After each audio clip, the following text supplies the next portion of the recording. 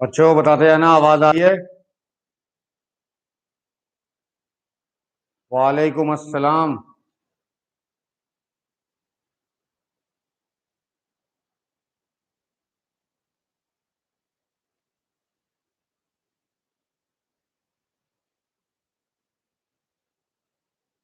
नान अली, आवाज आ रही है?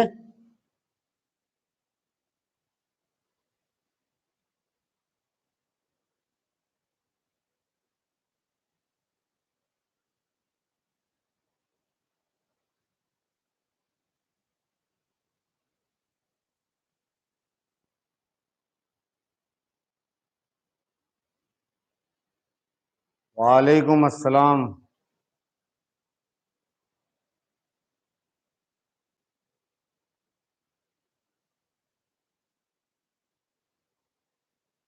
सबको एक साथ वालेकुम अस्सलाम।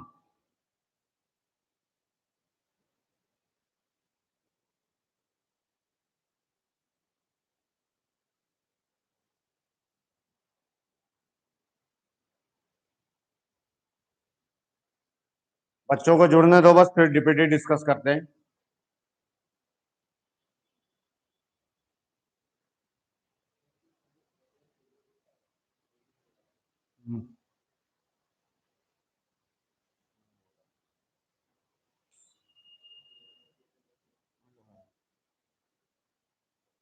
चलो बेटा, सब लोग डिप्टी डिस्कस करते हैं, हम लोग पिछला वाला। ठीक है, सब जुड़ गए हैं?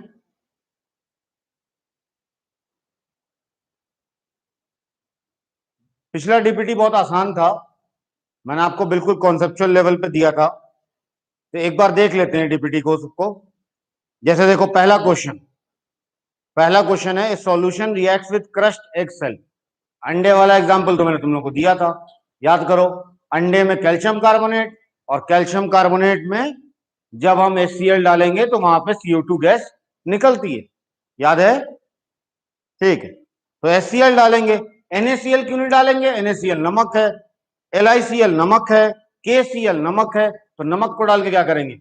अंडे में नमक डाल के खाना थोड़ी ना, और HCl डालना है, तभी गैस निकलेगी, और वही गैस मिल्की करेगी हमारे लाइम वाटर में।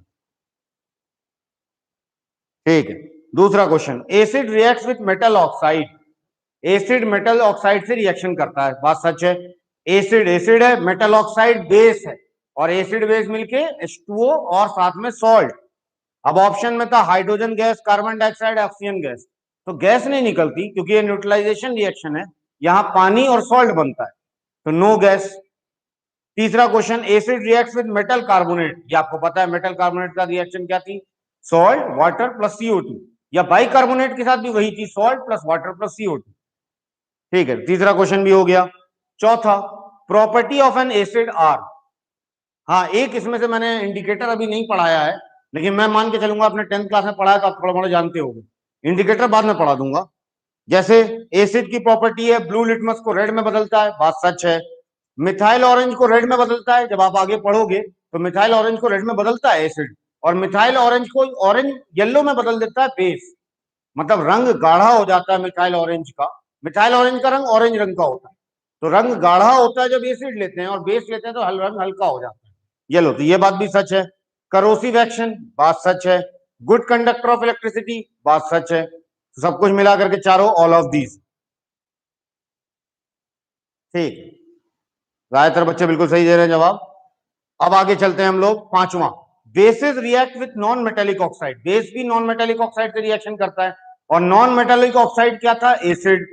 नॉन मेटेलिक ऑक्साइड कुछ एसिडिक होते हैं, कुछ न्यूट्रल। तो मान के चलें एसिडिक वाला, और बेसिस जैसे calcium hydroxide, non metallic oxide जैसे कार्बन डाइऑक्साइड। मैंने चूना वाला एग्जांपल दिया था, व्हाइट वॉश जब करते हैं तो वो चमकने लगता है due to the formation of calcium carbonate. तो वो रिएक्शन कैसी है? तो वो रिएक्शन पूछ रहा है, न्यूट्रलाइजेशन होगी, क्योंकि एसिड बेस रिएक्शन न्यूट्रलाइजेशन होती है। छठा सवाल, इनमें से कौन सी प्रॉपर्टी बेस की है? तो बेस की सारी प्रॉपर्टी हैं। गुड कंडक्टर इलेक्ट्रिसिटी का, क्योंकि आयंस उसके अंदर होते हैं। दूसरा सवाल, टर्न रेड लिटमस ब्लू, बात सच है। फिनोफ्थलीन को भी पिंक में बदलता है, ये भी बात सच है, इंडिकेटर जब पढ़ोगे तो। क्योंकि फिनोफ्थलीन अगर कलरलेस रह गया इसका मतलब वो एसिड डाला गया है, लेकिन पिंक में बदल जाए तो मतलब बेस। जैसे KMnO4 डाल देते हैं तो चेंज हो जाता है। ऑल ऑफ दीज सही है इसका। Bases react with some metal, हाँ बेसिस हर मेटल के साथ मैंने बताया था रिएक्शन नहीं करता, उन मेटल के साथ ही रिएक्शन करता है जो स्टेबल कंपाउंड बना सके, जैसे एल्यूमिनेट, जिंकेट। तो bases react with some metal like zinc and liberate, यहां पर हाइड्रोजन गैस निकलती है, बताया भी था। उसके बाद ए solution with A pH value of more than 7, तो मुझे नहीं लगता ये 8वां डिस्कस करने की जरूरत है मुझे, 10वां क्वेश्चन पे डिस्कस करने की जरूरत नहीं है, बहुत आसान सा है कि solution turns blue litmus red, blue litmus red में बदल रहा है, इसका मतलब है कि वो क्या हो सकता है, एसिड। ओहो, ऑप्शन सॉरी सॉरी, इसमें 10वें क्वेश्चन का 2 ऑप्शन आ गया है, इसमें गलत है ये क्वेश्चन, क्वेश्चन नंबर 10 गलत है, क्योंकि उसने कह रखा है ब्लू लिटमस रेड में बदल रहा है, मतलब एसिड है, और एसिड तो यहां पर 1 और 4 दोनों है, तो ये क्वेश्चन बाय मिस्टेक गलत हो गया है। ठीक है, सब लोग क्वेश्चन नंबर 10 देख लेना, 1 और 4 नहीं होना चाहिए, कोई एक ही होना चाहिए था। एंड एसिड और base is considered as strong और वीक, ठीक है, एसिड और बेस को वीक और strong on the basis of H plus and OH minus, जिसके पास H प्लस ज्यादा वो स्ट्रॉन्ग एसिड, जिसके पास H प्लस कम वो वीक एसिड, जिसके पास OH माइनस ज्यादा वो स्ट्रॉन्ग बेस, जिसके पास OH माइनस कम वो वीक बेस। यही बताया था मैंने आपको अरेनियस कॉन्सेप्ट के हिसाब से। सबको क्लियर है बेटा डीपीटी? इस वाले चैप्टर में कौन सा टेस्ट आएगा, कौन सा चैप्टर आएगा, तो टेस्ट में पूरा आएगा जो मैंने शुरू से पढ़ाया है, एसिड बेस को ज्यादा रखूंगा, लेकिन पिछले वाले के भी टॉपिक आएगा, पूरा आएगा, सिर्फ एसिड बेस नहीं आएगा। चलो तो हम लोग अब शुरू करते हैं, स्टार्ट करें बच्चों? ठीक है, स्टार्ट करते हैं, टाइम कम है। तो हम लोगों ने पिछली बार पढ़ा था कि एसिड और बेस की प्रॉपर्टी क्या है, एसिड की मैंने रिएक्शंस बताई आपको, बेस की मैंने रिएक्शंस बताई आपको, ये बताया कि एसिड को कैसे कैसे कैटेगराइज करते हैं, एसिड किन किन तरह का होता है, mineral, inorganic, organic, weak, strong, ये सब क्लासिफिकेशन कर दिया था। सेम इसी तरह मैंने बेस का भी किया था कि बेस किसे कहते हैं, अल्कली किसे कहते हैं, और फिर मैंने आपको पीएच की शुरुआत करा दी थी कि पीएच सोरेनसन ने दिया था, पीएच स्केल 0 से 14 है, बीच में 7 है, 7 से कम वाले एसिड है, 7 से ज्यादा वाला बेस है, ठीक है, 7 के अगल बगल जो रहते हैं वो वीक वाले होते हैं, एक्सट्रीम एंड पे जो रहते हैं वो स्ट्रॉन्ग होते हैं, यहां तक मैंने आपको पिछली क्लास में बताया। अब इसके हम लोग आगे चलते हैं, जैसे मैंने ये 0 से 14 लिया, तो मैंने आपको देखो पिछली क्लास में लिखवाया भी था कि 0 से 14 की तरफ जाने पर, 0 से 14 की तरफ जाने पर बेसिक स्ट्रेंथ बढ़ती रहती है, बेसिक स्ट्रेंथ इंक्रीज करती है, क्योंकि ऑब्वियस सी बात है जितना ज्यादा पीएच होगा बेसिक स्ट्रेंथ उतनी ज्यादा होगी। वहीं बेसिक स्ट्रेंथ का उल्टा एसिडिक बताया था, यह बताया था कि एसिडिक स्ट्रेंथ डिक्रीज करती है, ये मैंने कल शायद लिखवाया भी था कि जैसे जैसे पीएच घटेगा बढ़ेगा एसिडिक की प्रॉपर्टीज कम होंगी, अब बेसिक प्रॉपर्टी बढ़ेगी। अब इसी को H प्लस के बेसिस पे देखो, एसिडिक स्ट्रेंथ और H प्लस डायरेक्टली प्रोपोर्शनल है, H प्लस जितना ज्यादा एसिडिक स्ट्रेंथ उतनी ज्यादा, H प्लस जितना कम एसिडिक स्ट्रेंथ उतनी कम, OH माइनस जितना ज्यादा बेसिक स्ट्रेंथ उतनी ज्यादा, OH माइनस जितना कम बेसिक स्ट्रेंथ उतनी ही कम, ये मैंने आपको बताया था। तो अगर मैं यहां पे लिखूं बेसिक स्ट्रेंथ की जगह क्या मैं OH माइनस लिख सकता हूं? सोच के देखो, बेसिक स्ट्रेंथ के बदले में OH माइनस लिख दिया मैंने, क्योंकि बेसिक बढ़ेगा तो OH तो बढ़ेगा, तो देखो यहां पे लिखा मैंने OH या बेसिक स्ट्रेंथ, दोनों का दोनों इंक्रीज कर रहा है। वहीं एसिडिक स्ट्रेंथ या H प्लस दोनों का दोनों घट रहा है, तो पीएच बढ़ने पर H प्लस भी घटेगा और एसिडिक प्रॉपर्टी भी घटेगी, और पीएच बढ़ने पर OH भी बढ़ेगा और बेसिक स्ट्रेंथ भी बढ़ेगा। ठीक है, बिल्कुल सही जवाब दे रहे हैं बच्चों। अब इस पर एक क्वेश्चन बना लेते हैं, जैसे कि एंट्रेंस में नॉर्मल आ जाता है, एनसीईआरटी में दिया हुआ इस टाइप का क्वेश्चन, इसलिए मैं करा दे रहा हूं। बहुत आसान क्वेश्चन, 4 केमिकल हैं A B C D, 4 chemical हैं ए बी सी डी, ठीक, इनका पीएच गिवन है, मान लो इनका पीएच है 10, इसका मान लो पीएच है 6, इसका मान लो पीएच है 1 और इसका मान लो पीएच है 13, अपने मन से मैंने पीएच माना है, ठीक है, 4 सॉल्यूशन है, चारों का पीएच गिवन है। क्वेश्चन क्या पूछता है, ऑर्डर ऑफ बताओ basic strength, order of acidic strength, order of H plus, order of OH minus, इस तरह के सवाल पूछे जाते हैं। तो ऐसे क्वेश्चन में जिनको पता है कि पीएच और बेसिक स्ट्रेंथ के बीच में क्या रिलेशन है वो तो देख के ही बता देगा, लेकिन मैंने देखा है अपने पढ़ाने के करियर में कि बहुत सारे बच्चे इसमें बहुत कंफ्यूज कर जाते हैं। उन्हें पता होता है कि पीएच ज्यादा होने पे बेसिक स्ट्रेंथ बढ़ती है, लेकिन उसके बावजूद ऑर्डर गलत लिख जाते हैं। तो वैसे करने के लिए सबसे सिंपल तरीका है, आप पीएच का ऑर्डर लिख दो बस। सबसे सिंपल पीएच का ऑर्डर बताओ। अगर मैं पीएच का ऑर्डर बोलूं तो सबसे ज्यादा मुझे डी दिख रहा है, डी के बाद मुझे पीएच ए का दिख रहा है, फिर मुझे बी का दिख रहा है, और फिर मुझे सी का दिख रहा है। बताओ, ये तो सही है, सबको दिख रहा है पीएच का ऑर्डर। अब इससे जो भी सवाल बने आप पीएच के रेस्पेक्ट में बना दो। जैसे पहला सवाल, अगर आपसे कोई पूछे एसिडिक स्ट्रेंथ, तो मैंने कल आपको बताया था कि एसिडिक स्ट्रेंथ और पीएच एक दूसरे का इन्वर्सली होता है। एसिडिक स्ट्रेंथ और पीएच एक दूसरे का इन्वर्सली है। तो इन्वर्सली होने का मतलब कि एक बढ़ा तो दूसरा घटा, एक घटा तो दूसरा बढ़ा। तो जरा बताओ मुझे, अगर पीएच का ऑर्डर ये है तो अगर ये इन्वर्सली है तो इसका उल्टा आना है। तो अगर इसका उल्टा आना है तो एसिडिक स्ट्रेंथ क्या होगी? डी।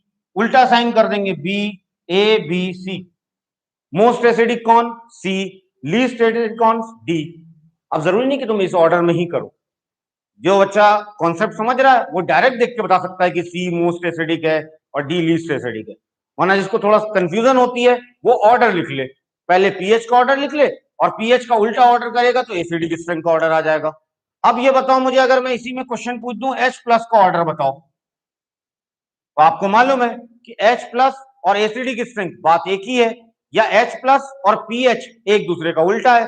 तो बताओ मुझे क्या होना चाहिए? क्या यही सेम ऑर्डर आएगा? क्योंकि एसिडिक स्ट्रेंथ और H प्लस एक दूसरे का उल्टा, सॉरी, एक दूसरे का डायरेक्टली प्रोपोर्शनल। तो एसिडिक स्ट्रेंथ का जो ऑर्डर आएगा क्या वही ऑर्डर H प्लस का आएगा? बोलो। हाँ, ठीक है, ज्यादातर बच्चे बिल्कुल सही लिख रहे हैं। अब सेम क्वेश्चन को मैंने बेसिक स्ट्रेंथ में कर दिया, तो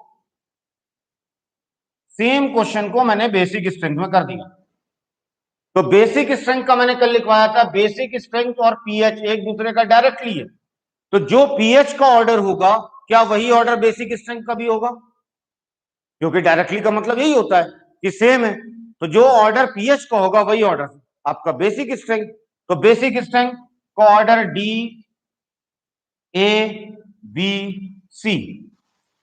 अब OH माइनस के बारे में बता सकते हो? बेसिक और OH एक दूसरे का डायरेक्टली प्रोपोर्शनल है, क्योंकि OH जितना ज्यादा बेसिक स्ट्रेंथ उतनी ही ज्यादा। तो अगर मैं इसको कहूं तो क्या मैं इसको ऐसे लिख सकता हूं, basic strength directly proportional to pH,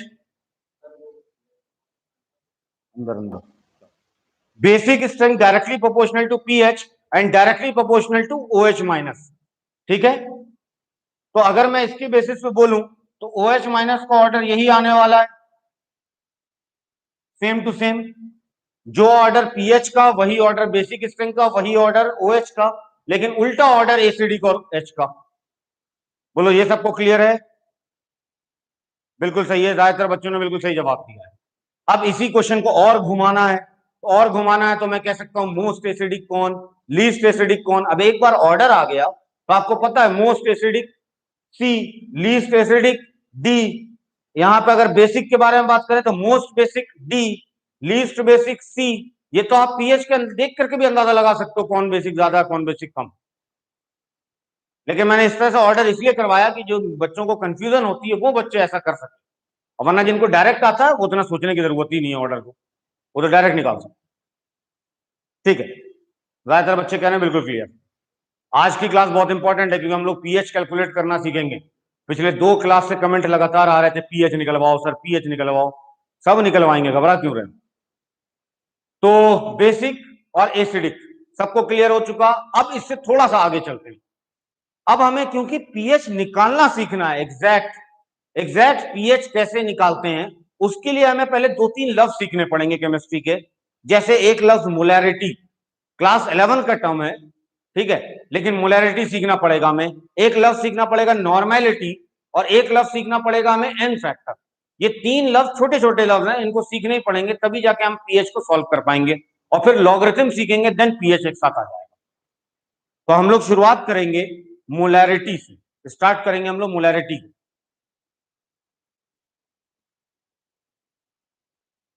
लिख लो जल्दी से बच्चों, मैं मिटा रहा हूं इसको।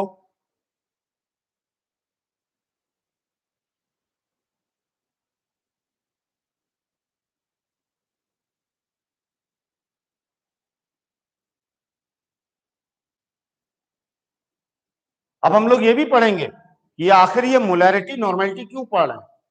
देखो, अगर हम ओलंपियाड की तैयारी कर रहे होते ना, तो फिर हम इसको और हाई लेवल पे जा रहे होते, मोलैरिटी नॉर्मेलिटी पूरे फुल लेवल पर। बट क्योंकि हम 11th एंट्रेंस की तैयारी कर रहे हैं, तो हमें उतना ही जानना चाहिए जितना की हमें जरूरत है। क्योंकि हमें 11th एंट्रेंस निकालने के लिए हमें एक्स्ट्रा नॉलेज की जरूरत नहीं पड़ेगी केमिस्ट्री में। हमें एंट्रेंस का क्वेश्चन करना है, इससे कोई फर्क नहीं पड़ता कि आपकी नॉलेज कितनी अच्छी है कितनी बेकार है। बस 11th का एंट्रेंस का क्वेश्चन सारा हो जाए। तो इसीलिए हम लोग उसको थोड़ा हाई लेवल पे नहीं जा सकते, मीडियम लेवल पे लेके चलेंगे, जिससे आपको समझ में भी आ सके। तो हम लोग शुरुआत करते हैं पहले वर्ड मोलैरिटी से। मोलैरिटी को एक लाइन में पहले समझो। मोलैरिटी कहते हैं number of moles of solute, number of moles of solute present in 1 litre of solution. 1 litre solution में कितने सॉल्यूट का मोल मौजूद है, यह कहलाता है मोलैरिटी। जैसे एग्जांपल में मैं कहूं कि 1 लीटर में मेरे पास 5 मोल NaOH है, तो मैं कहूंगा इसकी मोलैरिटी 5 है, क्योंकि ये 1 लीटर में 5 मोल है। मैं कहता हूं H2SO4 के 3 मोल मौजूद है 1 लीटर में, यानी इसकी मोलैरिटी 3 है। तो मोलैरिटी सिर्फ ये इंडिकेट करता है कि 1 लीटर सॉल्यूशन के अंदर कितने मोल सॉल्यूट के मौजूद हैं, कितने मोल्स सॉल्यूट के मौजूद हैं। अब अगर कोई बच्चा पूछे सर सॉल्यूट और सॉल्वेंट क्या होता है, तो मैं आपको एक सिंपल केमिस्ट्री की लाइन बता दूं। अक्सर बच्चे इसमें गलत बोलते हैं। वो लोग, कुछ बच्चों को तो मैंने देखा ये बोलते हुए कि सॉल्यूट मींस सर जिसको घोला जाए, और सॉल्वेंट मींस जिसमें घुल रहा हो। ऐसी कोई डिफिनेशन नहीं है केमिस्ट्री में। केमिस्ट्री में एक सॉल्यूशन है, अगर सॉल्यूशन हमेशा सॉल्यूट और सॉल्वेंट से मिलकर बनता है। सॉल्यूट मींस जिसका मोल कम हो, इससे कोई फर्क नहीं पड़ता कौन किस में घुल रहा है। सॉल्यूट मींस जिसका मोल कम हो, सॉल्वेंट मींस जिसका मोल ज्यादा हो। ठीक है, बस इतनी सिंपल सी डिफिनेशन है। मोल कम तो सॉल्यूट, मोल ज्यादा तो सॉल्वेंट। अब उसको यहां पर अप्लाई करते हैं मोलैरिटी को, कि molarity means number of moles of solute present in 1 litre of solution, present in 1 litre of solution. 1 litre में कितना मोल मौजूद है सॉल्यूट का, इसे कहते हैं हम लोग मोलैरिटी। और मोलैरिटी का फॉर्मूला हमें डायरेक्ट याद रखना है।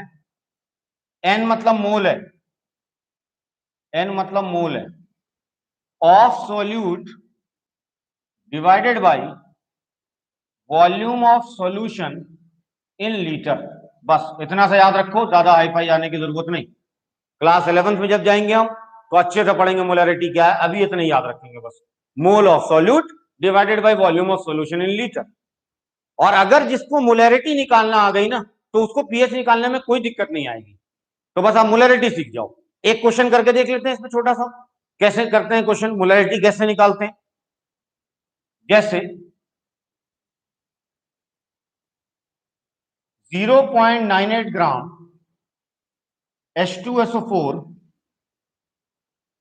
is present in 100 ml of solution. Calculate its molarity. ठीक, हम इसको निकाल के देखते हैं कैसे निकालेंगे। तो बताओ हमें मोलैरिटी के लिए क्या क्या चाहिए। हमें मोलैरिटी के लिए चाहिए सबसे पहले मोल, और फिर चाहिए वॉल्यूम। वॉल्यूम वो भी लीटर में। अब अगर आपने थोड़ा सा पढ़ा हो क्लास 9, तो मोल का एक फॉर्मूला होता है मास अपॉन मोलर मास, या उसी को mass upon gram molecular mass भी कहते हैं। तो मैं ऐसे निकाल सकता हूं कि मोल बराबर mass upon gram molecular mass, या मोलर मास जिसे कहते हैं। ये तो क्लियर है ना बच्चों, मोल का फॉर्मूला। ठीक है, बच्चे सही भी आंसर दे रहे हैं। मास की वैल्यू है 0.98, क्योंकि सल्फ्यूरिक एसिड का मास गिवन है। ग्राम मॉलिक्यूलर मास, तो आपको इसका मॉलिक्यूलर मास निकालना आना चाहिए। हाइड्रोजन का 1 इंटू 2, सल्फर का 32, 16 इंटू 4 मिला करके 98 आएगा। तो ये मोल आ गया 0.01। बताओ मोल समझ में आया कैसे निकाला मैंने।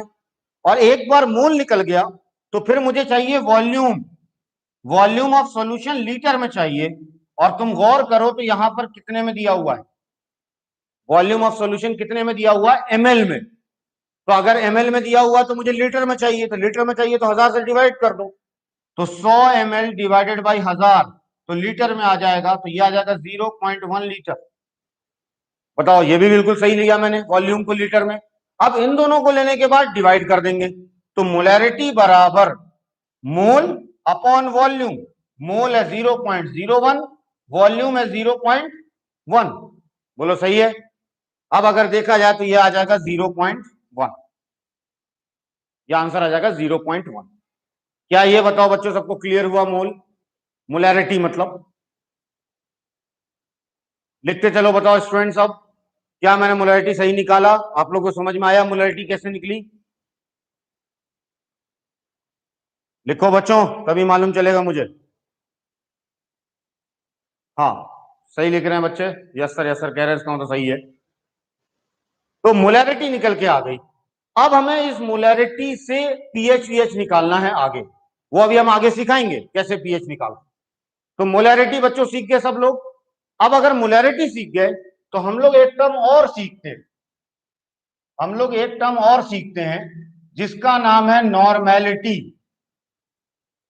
एक टर्म और सीखते हैं, क्योंकि एंट्रेंस में एक बार नॉर्मेलिटी के टर्म में क्वेश्चन आ गया था, डिप्लोमा वाले टेस्ट जो होता है उस डिप्लोमा में एक बार ऐसा हुआ था कि डिप्लोमा का अलग टेस्ट और 11th एंट्रेंस का अलग टेस्ट हुआ था, उसमें ये क्वेश्चन आ गया था नॉर्मेलिटी वाला। तो हमें मोलैरिटी नॉर्मेलिटी दोनों सीखना चाहिए। अब अगर हम नॉर्मेलिटी को क्लास 11th के लेवल से समझें, ग्राम इक्विवेलेंट और ये सब सीखें, तो फिर बेकार है, क्योंकि वो क्लास 10th के हिसाब से नहीं है। तो हमें सिर्फ नॉर्मेलिटी को निकालना आना चाहिए बस। और नॉर्मेलिटी को निकालने का सबसे आसान तरीका है कि फॉर्मूला है हमारे पास, नॉर्मेलिटी बराबर मोलैरिटी इंटू एन फैक्टर।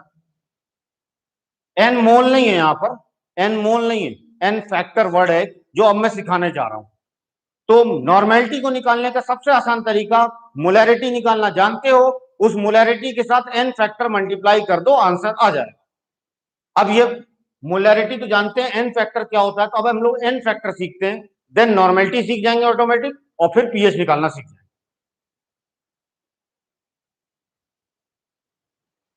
हाँ सर, प्लीज रिपीट। कौन सा वाला पार्ट मुझे बता दो, रिपीट कर दूंगा मैं बिल्कुल। मोलैरिटी वाला पार्ट क्या? Repeat molarity. ठीक है। मोलैरिटी का मतलब था number of moles of solute divided by volume of solution in litre. हाँ बेटा, मगर मैं ये मान के चल रहा हूं कि तुम्हें मोल आता है निकालने। अब अगर तुम्हें मोल नहीं निकालना है, अगर थोड़ा दिक्कत हो सकती है। अगर नहीं भी आता है तो मैं बता दूं, मोल का फॉर्मूला होता है, मोल का फॉर्मूला होता है मास अपॉन मोलर मास या ग्राम मॉलिक्यूलर मास। इसको ऐसे कह सकते हो कि जो मॉलिक्यूलर मास निकलता है उसी को ग्राम में ले लो। अब मॉलिक्यूलर मास तो निकालना आना चाहिए बेटा, वरना बहुत दिक्कत हो जाएगी। मॉलिक्यूलर मास कैसे निकालते हैं? हाइड्रोजन का 1 होता है, 1 × 2, प्लस सल्फर का 32 होता है, प्लस ऑक्सीजन का 16 × 4, मिलाकर 98 आता है इसका मॉलिक्यूलर मास। तो अगर मॉलिक्यूलर मास आ गया, इसका गिवन मास आ गया, तो given mass upon molecular mass बराबर हो जाएगा मोल 0.01। मोल निकल के आ गया तो वॉल्यूम गिवन है 100 ml। 100 ml को मैंने लीटर में किया, क्योंकि मोलैरिटी के लिए मुझे लीटर में चाहिए था, तो मैंने लीटर में कन्वर्ट किया, 0.1 लीटर आ गया। अब मोलैरिटी का सिंपल फॉर्मूला है, मोलैरिटी बराबर मोल अपॉन वॉल्यूम। मोल रखा, वॉल्यूम रखा, मोलैरिटी आ गया। बताओ क्लियर है? बता दो, फिर आगे चलते हैं जल्दी से हम लोग।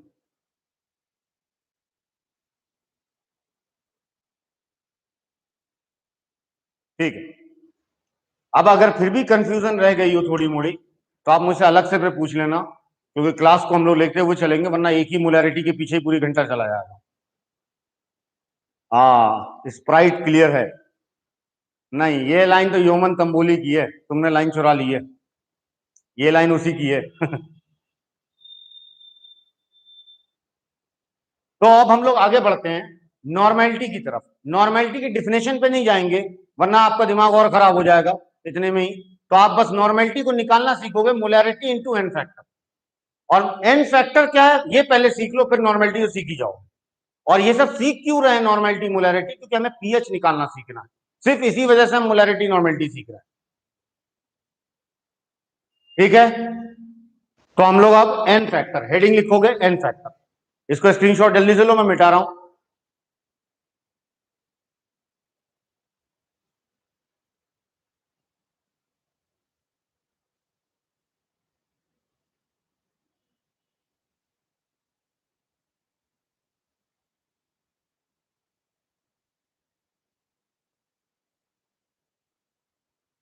तो अब मैंने तुमसे कहा लव्स एन फैक्टर। सबसे पहले समझो एसिड का। देखो एन फैक्टर बहुत सारी चीजों का होता है, लेकिन हमें उन्हीं का पढ़ना है जिनका पीएच निकालना है, और हमें पीएच निकालना है एसिड और बेस का। हायर क्लासेस में जाएंगे तो सॉल्ट का, पानी का, सब का पीएच निकालते फिरेंगे, बट यहां पर सिर्फ एसिड और बेस। अब सबसे पहले हम लोग एसिड की शुरुआत करते हैं। ये बताओ एसिड क्या रिलीज करता था? अरेनियस कॉन्सेप्ट के अकॉर्डिंग एसिड जब पानी में जाता था तो हम रिलीज करता था H+। तो H+ जो रिलीज करता था, अब कुछ एसिड एक H+ रिलीज करते थे, कुछ एसिड दो H+ रिलीज करते थे। तो इसी रिलीजिंग को, एसिड के H+, number of H+ release, इसी को हम एन फैक्टर कहते हैं। तो एसिड के केस में अगर कोई एसिड एक H+ निकालता है तो कहते हैं उसका एन फैक्टर 1 है। अगर कोई एसिड H+ दो बार निकालता है, यानी 2 निकालता है, जैसे H2SO4 दो H+ निकालता है, तो हम कहेंगे उसका एन फैक्टर 2। H3PO4 वो 3 बार H निकालता है, तो हम कहेंगे उसका एन फैक्टर 3। यानी जितना H+ निकालता है वही कहलाता है एन फैक्टर। ये बात सबको क्लियर हुई? N factor means number of H+ ion. हाँ, एक बात मैंने पहले शुरू में भी तुम्हें वार्निंग दे दी थी कि शक्ल देख के तुम नहीं बता सकते कितने हाइड्रोजन निकलने वाले हैं। बहुत सारे बच्चे ये समझते नहीं, हमें 4 5 10 एसिड आ गई तो हम हाइड्रोजन देखेंगे और बता देंगे कितने हाइड्रोजन निकलते हैं। नहीं बता सकते। हजारों एसिड है, आप नहीं बता सकते शक्ल देख करके। तो कुछ एसिड आपको याद रखने होंगे, उनके एन फैक्टर याद रखने होंगे कि वो कितने H+ निकालते हैं। जैसे एग्जाम्पल के तौर पर पहले मैं बताऊं एन फैक्टर क्या था, नंबर ऑफ H+, और इसी को हम लोग यहां पर वर्ड कहते हैं बेसिसिटी। ये भी सुनो, जैसे HCl, HCl एक H+ निकालता है, तो एक H+ निकालता है तो उसका एन फैक्टर 1, उसकी बेसिसिटी 1। जितना एन फैक्टर होता है वही उसकी बेसिसिटी भी होती है। एसिड के केस में उल्टा वर्ड है बेसिसिटी। तो मैं आपको एक एक करके एग्जांपल लेके चलता हूं। सबसे पहले बताओ HCl कितने H+ निकालता है, तो आप कहोगे एक H+ निकालता है। ये तो शक्ल सही लग रहा है आपको देखने में, H+ निकाल रहा है एक। बोलो नंबर ऑफ H+ एक, तो एन फैक्टर कितना, 1। तो बताओ इसकी बेसिसिटी कितनी, 1। जितना एन फैक्टर वही उसकी बेसिसिटी एसिड के केस में। ठीक है, बिल्कुल सही आंसर दे रहे हैं बच्चों।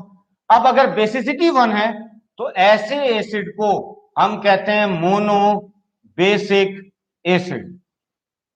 वर्ड का मतलब समझना, बहुत कंफ्यूजन होती है अक्सर बच्चों को। एसिड है ये, mono means single, basic means basicity, base से नहीं है लफ्ज, बेसिसिटी से है। तो ऐसा एसिड जिसकी बेसिसिटी एक हो उसे हम कहते हैं मोनो बेसिक एसिड। क्लियर हो रहा है ये वर्ड? मोनो बेसिक एसिड मतलब जिसकी बेसिसिटी एक हो, जो एक H+ निकालता हो। एग्जाम्पल और लेते हैं, बताओ HNO3, क्या ये भी मोनो बेसिक हो सकता है? हो सकता है। HNO3 नाइट्रिक एसिड से भी एक हाइड्रोजन निकलते हैं। ठीक, nitrous acid HNO2, nitrous acid उससे भी एक H निकलते हैं, वो भी मोनो बेसिक हो सकता है। क्लियर? सब लोग यस सर लिख रहे हैं, बिल्कुल क्लियर होते आ रहा है।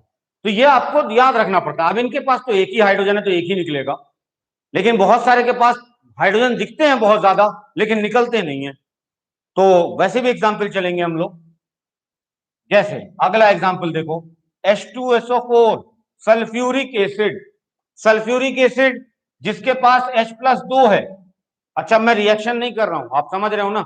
सल्फ्यूरिक पानी में गया, दो हाइड्रोजन अलग हो जाएंगे, सल्फेट अलग हो जाएंगे, तो वो रिएक्शन को नहीं लिख रहा हूं, मैं डायरेक्ट लिख रहा हूं। H+ is equal to 2, H+2 है तो एन फैक्टर 2, बेसिसिटी 2, तो ऐसे को कहेंगे हम डाई बेसिक एसिड।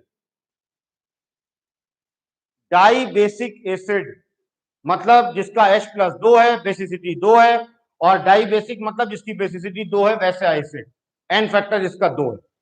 क्लियर हुआ सबको ये बात? हाँ, एसिटिक एसिड भी है, मैंने बोलता ना हजारों एसिड्स हैं, अभी मैं लिखवाऊंगा, सब लिखवा दूंगा। तो H2SO4, इसी तरह से हम ले लेते हैं H2SO3 सल्फ्यूरस, मैंने आपको शुरू में बताया था, याद करो केमिकल फॉर्मूला जब बना रहा था। इसका भी H+2, एन फैक्टर 2, बेसिसिटी 2, तो ये भी कैसा एसिड है? Dibasic acid. ये सब कैसे एसिड है? Dibasic acid. इनके अलावा एक दो एग्जाम्पल और मैं बता देता हूं। कार्बोक्सिलिक एसिड, कार्बोक्सिलिक एसिड का एन फैक्टर 1 होता है। अब जिस बच्चे ने कार्बन कंपाउंड पढ़ा है वो कार्बोक्सिलिक एसिड वर्ड जानता है। अगर कार्बोक्सिलिक जानता है तो उसको ये भी मालूम है कि कार्बन अगर एक हुआ तो नाम उसका मिथेनोइक एसिड होता है, कार्बन दो हुआ तो इथेनोइक, प्रोपेनोइक, ब्यूटेनोइक, पेंटेनोइक, चलता जाएगा। तो कोई सा भी हो, मिथेनोइक, इथेनोइक, ब्यूटेनोइक, इससे कोई फर्क नहीं पड़ता। अगर वो कार्बोक्सिलिक एसिड है, एक उसके अंदर COH है, तो उसका एन फैक्टर 1 होगा। Whether it is acetic acid या प्रोपेनोइक एसिड, इससे फर्क नहीं पड़ेगा। अगर वो कार्बोक्सिलिक का एक COOH है तो वो एक ही एन फैक्टर रखेगा। ठीक है, चलो क्लियर है सबको? एक एसिड और है जो बड़ी खतरनाक एसिड है, केमिस्ट्री में अक्सर यूज होती है, ऑक्सैलिक एसिड। अब गौर से देखो तो ये कार्बोक्सिलिक एसिड ही है, इसके अंदर लेकिन दो दो बार COOH है, और जिसके अंदर दो बार COOH होता है इट मीन वो दो हाइड्रोजन निकाल सकता है, क्योंकि एक COOH एक हाइड्रोजन निकालता है, तो दो COOH दो निकालेगा। तो आप कहोगे इसका एन फैक्टर 2 है, एन फैक्टर इसका 2 है। और फिर से बोल दूं कि कोई बच्चा ये कहे कि मैं सर शक्ल देख के बता दूं, नहीं। ठीक है, कुछ 10th वाले कंपाउंड की शक्ल देख के आप बता सकते हो कि इसका एन फैक्टर 2 है कि 1 है कि 3 है, बट आप हर केमिकल का एसिड का शक्ल देख के नहीं बता सकते। तो ये कुल दिमाग शक्ल का लिख रहा है टोमेटो में। ए भाई साहब, फिर से टमाटर कहां से आ गया ये? अच्छा, ऑक्सैलिक एसिड, हाँ अच्छा वो लिंक समझ में आया, ऑक्सैलिक एसिड टमाटर में। ठीक है, ठीक। अब सुने आगे, जैसे ये देखो, मैं आपको बना के दिखा रहा हूं, बस खत्म कर रहे हैं इसको, एसिड का एन फैक्टर, और फिर जल्दी से हम लोग शुरू करते हैं। एसिड लिखी H3PO4 PO3 PO2, इसका नाम होता है फॉस्फोरिक एसिड, नाम नहीं पूछेगा। फॉस्फोरिक, इसका होता है फॉस्फोरस, इसको कहते हैं फॉस्फोनिक या हाइपोफॉस्फोरस एसिड। नाम से नहीं जानना, बस मैं फॉर्मूला लिखता हूं, PO4 PO3 PO3 PO2। गौर करो तीनों के अंदर तीन तीन हाइड्रोजन दिख रहे हैं। अगर आप हाइड्रोजन देखोगे तीनों में बराबर हाइड्रोजन है, लेकिन एन फैक्टर इसका अलग अलग है। इसका एन फैक्टर 3 है, इसका एन फैक्टर 2 है, इसका एन फैक्टर 1 है। तब आप बोलोगे सर ये क्या हो गया, तीन हाइड्रोजन दिख रहे थे सर, एन फैक्टर 1 क्यों है? तो मैंने बोला ना, कितना हाइड्रोजन रिलीज होता है ये एक्सपेरिमेंटल चीज है। जब इसका इसका रियल डायग्राम पढ़ोगे तब समझ में आएगा कि क्यों इसमें से एक हाइड्रोजन रिलीज हो रहा है, जो कि क्लास 11th में है, 10th तक में नहीं है। तो इसलिए हम लोग उस चीज को नहीं बताएंगे अभी। हाँ, आंसर सही लिखा है बिल्कुल, 3, 2, 1। ठीक है, तो यहां तक आप एन फैक्टर नॉर्मली याद रखोगे, इतना याद रखो बहुत है, इससे ज्यादा 10th में याद रखने की जरूरत नहीं है 11th एंट्रेंस के लिए। एक्सेप्शन नहीं होता केमिस्ट्री में, जो बच्चा लिख रहा है एक्सेप्शन फॉर फॉस्फोरस, गलत वर्ड है। आपकी क्लास में वो कॉन्सेप्ट नहीं समझा सकते, इसका मतलब ये नहीं कि एक्सेप्शन हो गया वो। हायर क्लासेस में इसका रूल है भाई, रूल के अकॉर्डिंग ये 1, 2, 3 आ रहा है, ये एक्सेप्शन नहीं है। रितेश, रितेश, रितेश समझ में आ गया, ये एक्सेप्शन नहीं है, ये कॉन्सेप्ट है, बट आपकी क्लास में नहीं है। जल्दी से स्क्रीनशॉट लो, फिर मैं आगे चलता हूं।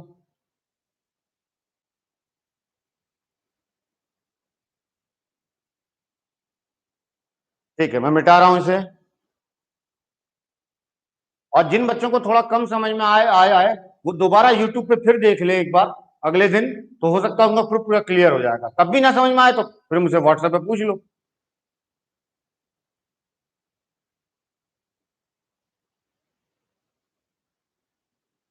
अब जल्दी से एन फैक्टर एक बार बेस का ले लेते हैं, और फिर हम लोग पीएच शुरू करते हैं, क्योंकि हमें पीएच निकालना सीखना। ठीक है, तो अब हमारा आता है n factor of base. Same वही कहानी, एसिड का n factor means number of H plus, तो बेस का n factor means number of OH minus. जितना ज्यादा OH माइनस निकलेगा n फैक्टर उतना ज्यादा हो जाएगा। अच्छा हाँ, एक बात और सुन लें, कुछ बच्चे समझते हैं कि n फैक्टर से एसिडिक स्ट्रेंथ का रिलेशन है। ऐसा कुछ नहीं है कि कोई एक हाइड्रोजन निकाल रहा है और कोई दो हाइड्रोजन निकाल रहा है, कोई तीन निकाल रहा है, इसका मतलब तीन वाला बहुत स्ट्रांग होगा, नहीं।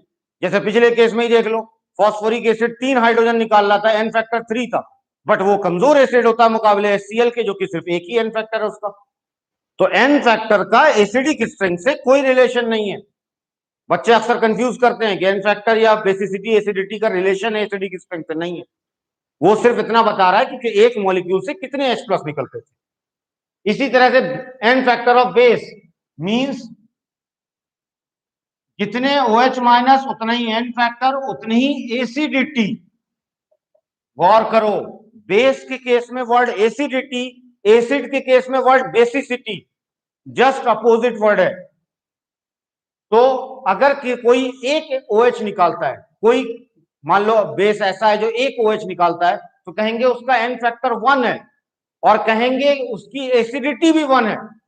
ठीक है, अब इसको याद कैसे करें सर? तो इसको याद करने का सबसे बेस्ट तरीका, मैंने आपको बेस का एग्जांपल दिया था। बेस के एग्जांपल में मैंने बताया था first group hydroxide, second group hydroxide, 13th group hydroxide, याद आ रहा कुछ? तो हम लोग उसी एग्जांपल को वापस चलते हैं। First group hydroxide, first group hydroxide, example जल्दी जल्दी बच्चों बताओ, पीछे बता चुका हूं मैं। LiOH, NaOH, बोलो KOH, RbOH, CSOH, फ्रांशियम को नहीं लेते थे हम लोग, रेडियो एक्टिव था उसको हम लोग हटा लेते थे। तो ये सारे फर्स्ट ग्रुप के हाइड्रोक्साइड हैं, और इनमें एन फैक्टर 1 होता है, एन फैक्टर 1।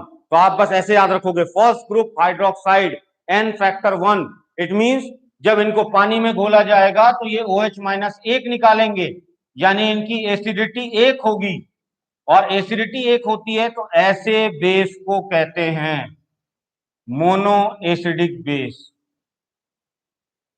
समझो इसका मतलब, बेस है बट सिंगल एसिडिटी वाला है। एसिडिक मतलब एसिडिक नहीं, एसिडिक मतलब एसिडिटी वाला। तो सिंगल एसिडिटी वाला बेस जिसके अंदर से एक OH निकलता है, वैसे बेस को क्या कहते हैं? Mono acidic base. क्लियर सबको? सर ऐसा क्यों होता है, मतलब मैं समझा नहीं। OH released, but in how much amount, कहां पर, किसमें? मैंने बोला number of OH, number of OH पे एन फैक्टर है। और सादिक इलियास, मुझे लगता है तुम तो 11th वाली क्लास में भी करे हो, वहां तो मैंने एन फैक्टर बहुत ज्यादा डिटेल में पढ़ाया है। जो बच्चे मुझसे 11th वाले रेगुलर में पढ़ा, वहां देखो एन फैक्टर कितना डिटेल में मैंने पढ़ाया है।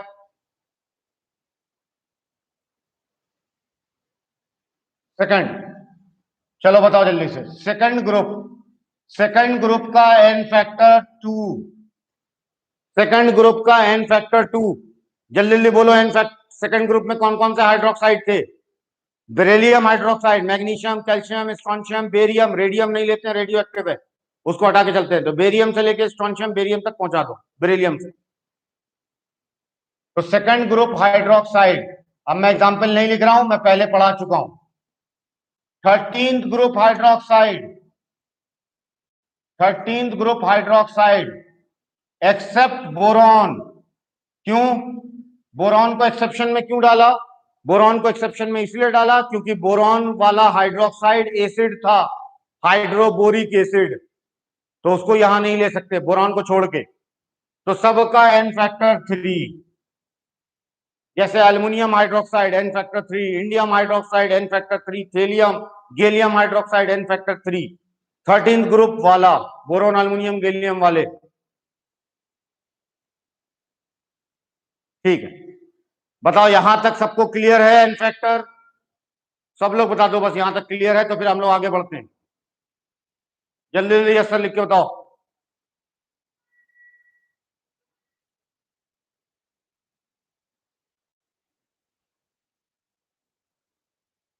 ठीक है, तो हम लोग आगे बढ़ते हैं अब। तो इसको उतारो जल्दी से, मैं मिटाता हूं।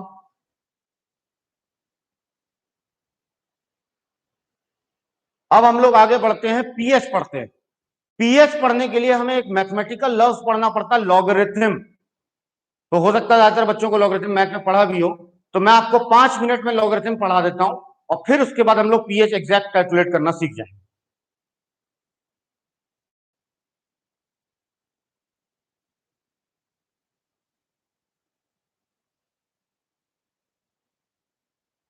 लॉगरिथम,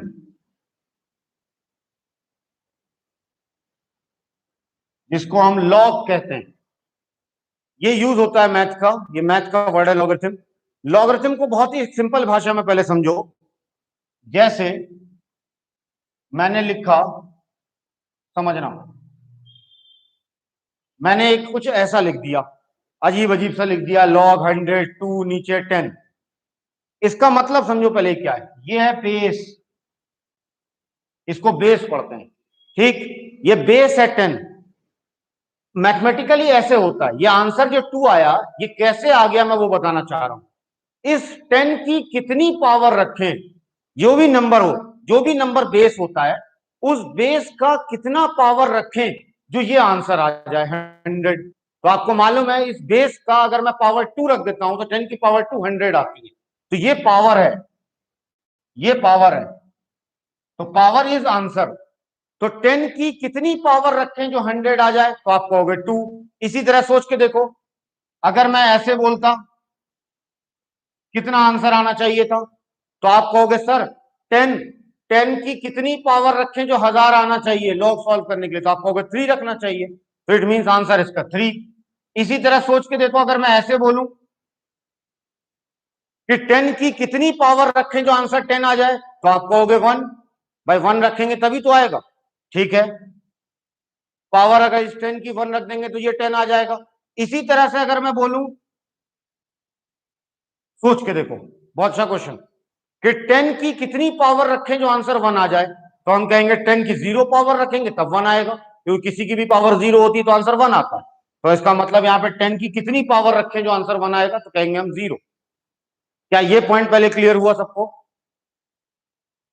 ठीक है, ज्यादातर बच्चे बिल्कुल सही बोल रहे हैं। ये पॉइंट क्लियर अगर हो गया है, तो केमिस्ट्री में नॉर्मली बेस नहीं लिखते हैं हम लोग। हम लोग बेस को 10 मान के चलते हैं केमिस्ट्री वाले। मैथ में बेस अलग अलग हो सकता है, बट केमिस्ट्री वाले 10 बेस मान के चलते हैं, तो इस 10 को नहीं लिखते। तो इसको गायब कर देंगे, तो ये सिर्फ लॉग 100 दिखेगा, लॉग 1000 दिखेगा। तो अगर मैं कभी बोलूं कि लॉग 1000 की वैल्यू क्या है, तो आप समझ जाओगे कि वहां बेस 10 लिया है मैंने, जबकि मुझे बोलना चाहिए था कि लॉग 1000 बेस 10, लेकिन मैं बेस 10 ना बोलकर डायरेक्ट बोलूंगा लॉग 1000। तो वो समझ जाना केमिस्ट्री में बेस 10 ही ले रहा है। पहले बताओ, ये बेसिक समझ में आया पहले? अब अगर ये बेसिक समझ में आ गया है, तो कुछ आइडेंटिटीज याद करनी पड़ेंगी लॉग की, जो शायद आप लोग को याद भी होंगी पहले से। मैं लिखता हूं, पहली identity log A into B बराबर log A plus log B. ये आपको याद रखना पड़ेगा कि जब भी कभी log A into B into C into D कुछ भी ले लो, तो जब भी मल्टीप्लाई में जाएगा तो वो लॉग तोड़ तोड़ करके प्लस में कर देंगे। जैसे log A into B into C, तो log A plus log B plus log C, A into B into C into D, तो log A plus B plus log C, ऐसे करके चेंज कर देंगे। तो लॉग मल्टीप्लाई में रहेगा तो प्लस में गया।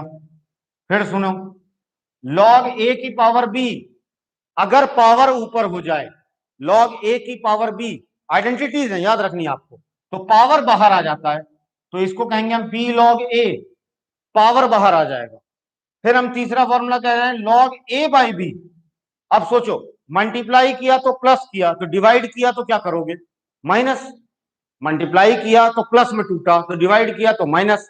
तो इसको हम कहेंगे लॉग ए माइनस लॉग बी।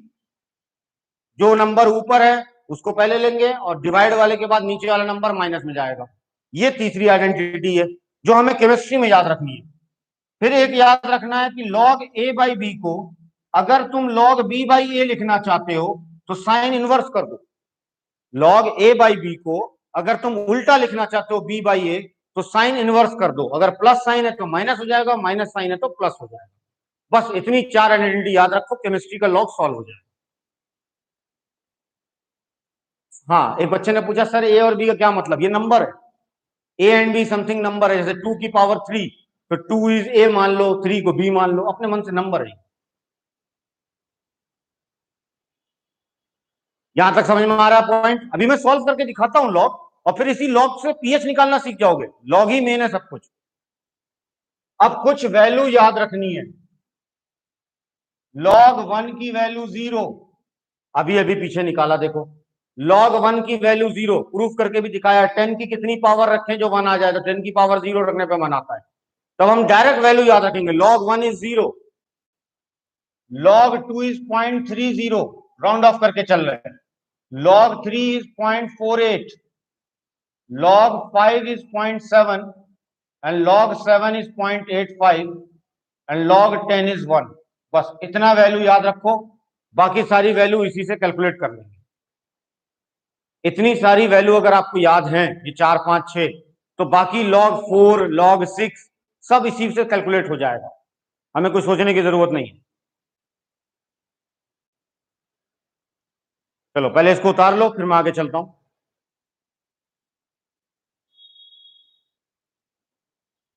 और देखना एक भी क्वेश्चन नहीं छूटेगा पीएच का, सारा क्वेश्चन पीएच का सॉल्व हो जाएगा, बट तुम्हारे लेवल पे। अब तुम कहोगे सर हमें पूरा हाई लेवल पीएच चाहिए, तो वो क्लास 11th की क्लास में आओगे तब समझ में आएगा पूरा। अभी उतने ही लेके चलेंगे जो एंट्रेंस में।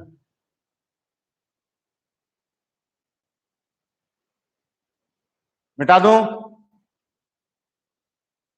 सारे लिख लिए हैं ये सब। अब अगर इसको लिख लिया है, तो मैं आपको एक दो क्वेश्चन से पहले लॉग सिखाता हूं कि कैसे कैलकुलेट करते हैं, और फिर आंसर लाते हैं। जैसे देखो, मैं बिल्कुल आसान से शुरू करता हूं।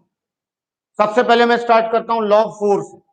ठीक, हमारे पास जो भी आइडेंटिटीज हैं, तुम कोई सी भी आइडेंटिटीज लगाओ, अगर आइडेंटिटी सही है तो तुम्हारा लास्ट में आंसर सेम आएगा।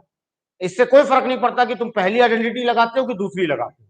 जैसे एग्जांपल, हो सकता है कि एक स्टूडेंट इसको ऐसे लिखे, फैक्टराइज कर दे 4 को 2 इंटू 2, कर सकते हो भाई। 4 बराबर, अच्छा 2 प्लस 2 नहीं कर सकते, उसकी वजह सुनो, log a प्लस बी का फॉर्मूला नहीं है, log a इंटू बी का फॉर्मूला है, तो इसलिए तुमको उन फॉर्मूले के टर्म में तोड़ना है।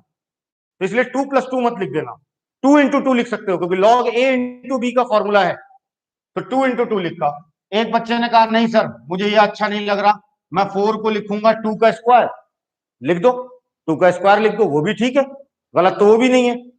ये फॉर्मूला गौर करो किस फॉर्मूले पे फिट हो रहा है, ए का पावर बी या एक्स की पावर वाई, कुछ भी ले लो, तो ए की पावर बी में फिट हो रहा है, जबकि ये ए इंटू बी पे फिट हो रहा है। तो जिस बच्चे ने ये फॉर्मूला लगाया है, उसने इसको माना ए, इसको माना बी, तो इसके अकॉर्डिंग log ए प्लस log बी, सारे बच्चे बताओ, फॉर्मूले के हिसाब से log a इंटू बी टूटता है log a plus log b। जिस बच्चे ने इस तरह से करा, उसने कहा कि सर इसको हम ऐसे तोड़ देते हैं, log a की पावर b, तो b पावर बाहर चला जाता है, तो 2 log 2। बताओ बच्चों, दोनों तरीके में से कोई गलत तो नहीं है, दोनों ने बिल्कुल सही सही किया। अब जो बच्चे ने ये वाला किया, तो पीछे मैंने लिखवाया था log 2 की वैल्यू 0.30, तो सॉल्व करो तो 0.60। जिसने ये वाले तरीके से किया, उसने 2 इंटू log 2 का मतलब 0.30, तब भी उसका आंसर 0.60। तो आप देख रहे हो कि आइडेंटिटी अगर आपने सही लगाई है, तो लॉग का आंसर सही आएगा, गलत नहीं आ सकता। अब आइडेंटिटी गलत लगा दोगे तो फिर तो आंसर गलत आ ही जाएगा। तो बच्चा कैसे भी सॉल्व करे, लास्ट में आंसर सेम आता है। मैं ये सिखाना चाह रहा था।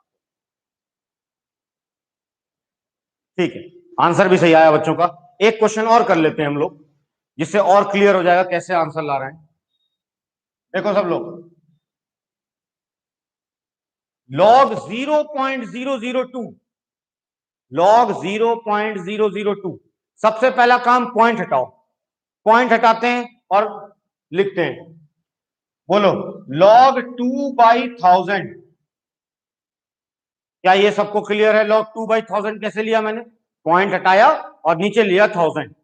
अब कुछ बच्चे इसको काट देते हैं, तो मेरा मानना काटो मत, क्योंकि 2 का तुम्हें वैल्यू पता है, log 2 की वैल्यू पता है, और 1000 को 10 की पावर के टर्म्स में तुम ले सकते हो, और वही 500 को तोड़ना थोड़ा मुश्किल हो जाएगा, तो ज्यादा अच्छा रहेगा 1000 का 1000 ही रहने दो।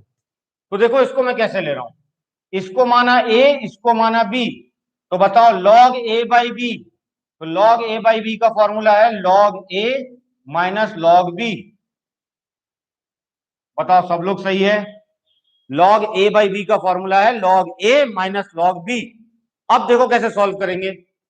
इस log 2 की वैल्यू आपको पता है 0.30, और log 1000 को क्या मैं 10 की पावर 3 लिख दूं?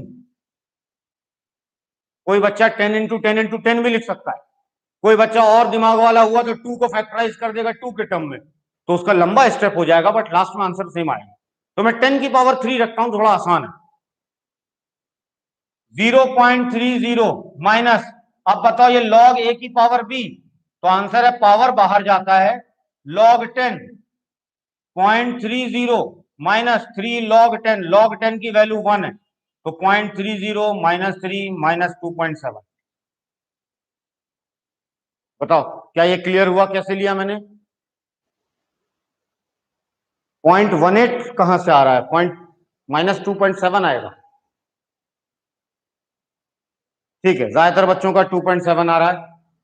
सबको क्लियर है पहले लॉग? अब हम लोग डायरेक्ट पीएच पे आते हैं, क्योंकि हमारा मेन काम था पीएच सॉल्व करना, ना कि हमारा काम था लॉग सॉल्व करना। लॉग की जरूरत पड़ती थी इसलिए हम लोग करते। इसको उतारो जल्दी से, अब हम लोग पीएच वाले क्वेश्चंस कराने जा रहे हैं।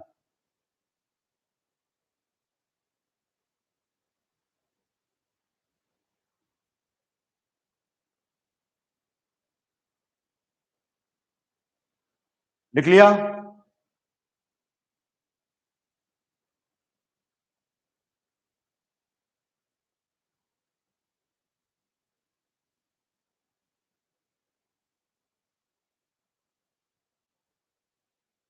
देखो बहुत सिंपल सा फॉर्मूला, मैंने आपको बोला था P मतलब P छोटा p, P पावर नहीं है, P पोटेंस नहीं है, P is negative of logarithm. तो P stand for negative of logarithm, and ये वर्ड है H प्लस। अब ये ब्रैकेट क्यों लगाया? तो ब्रैकेट स्टैंड फॉर मोलैरिटी, तो pH stand for negative of logarithm H plus.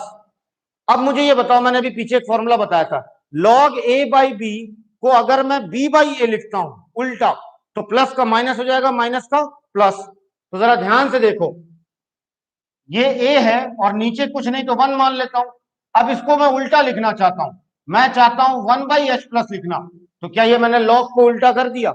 log a by B को b बाई ए लिखा है, तो साइन इनवर्स हो जाएगा, तो साइन इनवर्स होगा तो माइनस का क्या हो जाएगा? प्लस।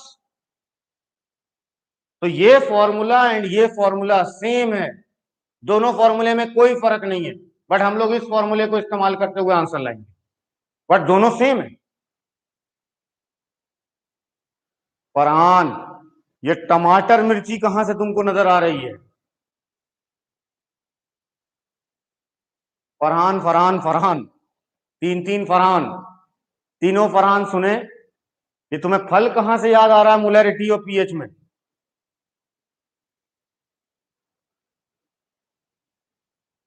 तो ये दोनों फॉर्मूला बिल्कुल एग्जैक्ट सेम है।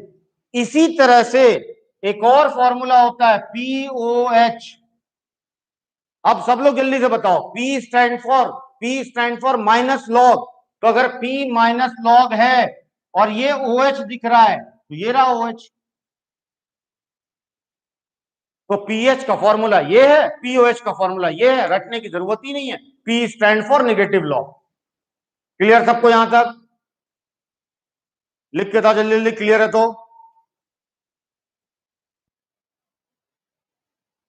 लिख के बताओ, फिर आगे चलते हैं।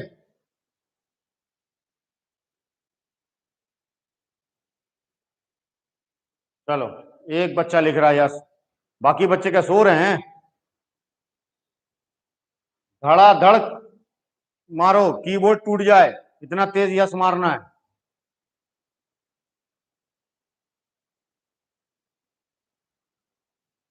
वो देखा है तुमने, एक यूट्यूब का आता है धांसू सर, 5,000 लाइक जब तक नहीं मिलेंगे तो आगे नहीं चलेंगे। तो मेरा भी कहना है जब तक यस सर नहीं लिखोगे हम आगे नहीं चलेंगे। हाँ, आप धड़ाधड़ लिख रहे हैं यस सर। तो देखो पीओएच बराबर माइनस लॉग ओएच माइनस, ये दो फॉर्मूला याद है। तीसरा फॉर्मूला याद रखो, पीएच बराबर पीएच प्लस पीओएच बराबर 14 के होता है। बस इन तीन फॉर्मूले का इस्तेमाल करते हुए हम सारा पीएच सॉल्व कर लेंगे, हमें कोई प्रॉब्लम नहीं होगा, सारा पीएच सॉल्व हो जाएगा। तो अब नेक्स्ट हेडिंग होगी हमारी पीएच ऑफ एसिड, फिर ऐसे ही हम पढ़ेंगे पीएच ऑफ बेस, और फिर हमारा पीएच खत्म हो जाएगा। तो ये फॉर्मूला और लिख लो, कैसे आया ये फॉर्मूला, ये क्लास 11th का, उसको हम लोग जबरदस्ती वहां पे करने की जरूरत नहीं। सवाना परवीन एक बार और क्या, पीएच बराबर minus log H plus pOH बराबर माइनस लॉग ओएच माइनस, और फॉर्मूला याद रखना पीएच प्लस पीओएच बराबर 14 के होता है। कैसे आता है ये क्लास 11th का, उसको भी भूल जाओ। फिर कह रही है एक बार और बताते भाई, अरे क्या बताए, ये तो बताओ पहले।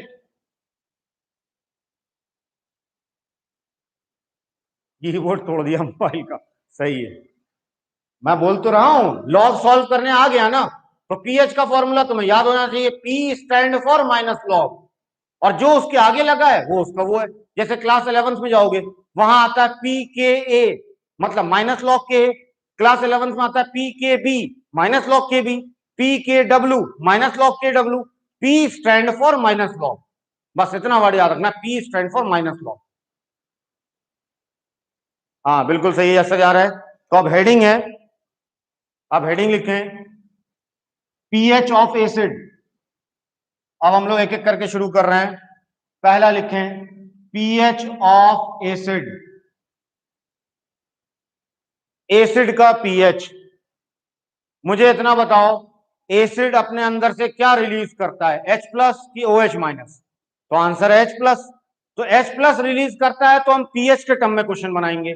वहीं अगर बेस का क्वेश्चन होगा, क्योंकि बेस OH माइनस रिलीज करता है, तो हम पीओएच के टर्म में बनाएंगे। ये मैं थोड़ा किताब से अलग हट के चल रहा हूं, किताब में हर चीज को पीएच के टर्म में, पहले मैं एसिड को H प्लस निकालता है इसलिए मैं पीएच लूंगा, बेस OH माइनस निकालता है इसलिए मैं वहां पीओएच लूंगा। किताब वाले तरीके से नहीं चल रहा। तो पीएच ऑफ एसिड में अगर किसी बच्चे को H प्लस मालूम हो गया, किसी बच्चे को H प्लस मालूम हो गया, तो आपको मालूम है पीएच का फॉर्मूला है minus log H plus. H plus की वैल्यू रखोगे, लॉगरिथम सॉल्व करोगे, पीएच निकल के आ जाएगा। लेकिन H प्लस कैसे जाने, कैसे मालूम हो कि H प्लस की वैल्यू क्या है? तो उसका तरीका है, या तो H प्लस गिवन हो, या तो H प्लस गिवन हो। अगर गिवन होगा तो डायरेक्ट फॉर्मूले में फिट करेंगे, अगर गिवन नहीं है तो और भी तरीके हैं। H प्लस बराबर होता है नॉर्मेलिटी ऑफ एसिड, एसिड की नॉर्मेलिटी। लेकिन आपको मालूम है हमें नॉर्मेलिटी अभी मैंने सिखाया ही नहीं आपको, मैंने तो आपको जुगाड़ सिखाया कि नॉर्मेलिटी बराबर होता है मोलैरिटी इनटू एन फैक्टर। तो अगर नॉर्मेलिटी दी है तो अच्छी बात, नॉर्मेलिटी नहीं दी है तो नॉर्मेलिटी बराबर molarity into N factor of acid. बस इतने से फॉर्मूले का इस्तेमाल करते हुए सॉल्व करना शुरू करते, बहुत ही आसान सा है। मैं एक दो क्वेश्चन करके दिखाता हूं, समझ में आ जाएगा मैं क्या कहना चाह रहा हूं। पहला क्वेश्चन सुनो, calculate pH if H plus बराबर 10 की पावर -3 मोलैरिटी। सपोज ऐसा कुछ दिया हुआ क्वेश्चन, बताओ H प्लस दे दिया उन्होंने पहले से ही। अगर उन्होंने H प्लस पहले से ही दे दिया है तो फिर तो हमें मोलैरिटी नॉर्मेलिटी कुछ निकालना ही नहीं है। हाँ, एसिड का नॉर्मेलिटी मोलैरिटी होता तो ये फॉर्मूला, बट H प्लस ही गिवन हो तो डायरेक्ट लगाओ। डायरेक्ट क्या लगाओगे, पीएच बराबर minus log H plus, pH बराबर minus log H plus, formula है हमारे पास। और फिर हम आगे लिखेंगे माइनस लॉग H प्लस की वैल्यू 10 की पावर -3। देखते रहना ध्यान से, माइनस बाहर है, लॉग ए की पावर बी, आइडेंटिटी के अकॉर्डिंग पावर बाहर जाता है तो -3 बाहर जाएगा, -3 बाहर जाएगा, लॉग 10, और पीछे मैंने वैल्यू लिखी है, लॉग 10 की वैल्यू इज 1, लॉग 10 इज 1, और माइनस माइनस बना प्लस, तो +3, पीएच की वैल्यू कितनी आ गई, 3। ठीक है, बच्चे बिल्कुल सही कह रहे हैं। एक और क्वेश्चन ले लेते हैं, इसी में एक और क्वेश्चन ले लेते हैं। एच प्लस बराबर 5 × 10⁻² ले लेते हैं। चलो थोड़ा सा टफ बना देते हैं। 5 × 10⁻²। नेक्स्ट देखो प्रोसेस क्या होगा, डायरेक्ट बताओ। पी एच बराबर minus log H plus minus log 5 × 10⁻², minus बाहर रखा, log A into B, log A into B, log A plus log B. बताओ ये फॉर्मूला समझ में आया? 5 × 10⁻², ए इंटू बी, मैंने तोड़ा log A plus log B. फिर आगे देखो, माइनस लॉग 5 की वैल्यू मुझे पता है 0.7, ये लॉग ए की पावर बी है, तो ए की पावर बी, पावर बाहर आ गया, -2 log 10 -0.7 plus minus minus log 10 की value 1 -2 minus minus plus plus 1.3। अब लॉगरिथम थोड़ा सॉल्व करना आना चाहिए तुम्हें। लॉगरिथम सॉल्व करना आता है तो लास्ट में आंसर आ जाएगा। ठीक है, सबको क्लियर? तो ये मैंने पहले H प्लस वाले तरीके से बताया। अब हम लोग इस तरीके से भी तो चलें, क्योंकि एंट्रेंस में क्वेश्चन इस तरीके से आया था, तो हम लोग एक एक क्वेश्चन इस पे चल लेते हैं।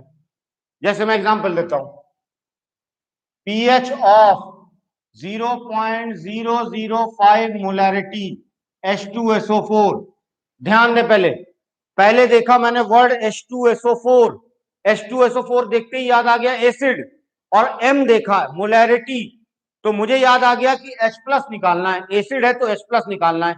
H प्लस का दो तरीका, या तो एसिड की नॉर्मेलिटी दी हो, नॉर्मेलिटी ना दी हो तो मोलैरिटी वाला फॉर्मूला लगा दो। तो यहां से हम तरीका ऐसे लगाएंगे, देखो ध्यान से। H प्लस बराबर क्या, फॉर्मूला देखो, मोलैरिटी इंटू एन फैक्टर। क्यों लिया ये फॉर्मूला? क्योंकि सल्फ्यूरिक एसिड का मोलैरिटी गिवन है, तो अगर मोलैरिटी गिवन है तो बताओ molarity 0.005, N factor sulphuric acid का भी पीछे पढ़ा चुका हूं 2, तो ये हो जाएगा 0.01, 0.01 को ही कहते हैं 10⁻²। और इसी को मैं आगे सॉल्व करूंगा, पीएच बराबर minus log H plus minus log 10⁻², आगे सॉल्व करूंगा -2 log 10, और आंसर आ जाएगा +2। बोलो क्लियर है मैथमेटिकली? ठीक है, ज्यादातर बच्चों का आंसर सही भी आया है। तो अब समझ में आ गया कि अगर H प्लस दिया हो तो कैसे निकालें, ये नॉर्मेलिटी या मोलैरिटी दिया हो तो। मोलैरिटी दिया होगा तो एन फैक्टर से मल्टीप्लाई करना, लेकिन अगर नॉर्मेलिटी दिया होता तो फिर एन फैक्टर से मल्टीप्लाई करने की हमें कोई जरूरत नहीं थी, क्योंकि नॉर्मेलिटी और H प्लस आपस में बराबर होते हैं, तो फिर एन फैक्टर की जरूरत नहीं है। ये ध्यान रखना बस वर्ड को। ठीक है, ज्यादातर बच्चे यस सर यस सर कह रहे हैं। स्क्रीनशॉट लो जल्दी से, फिर हम लोग बेस की तरफ चलते हैं।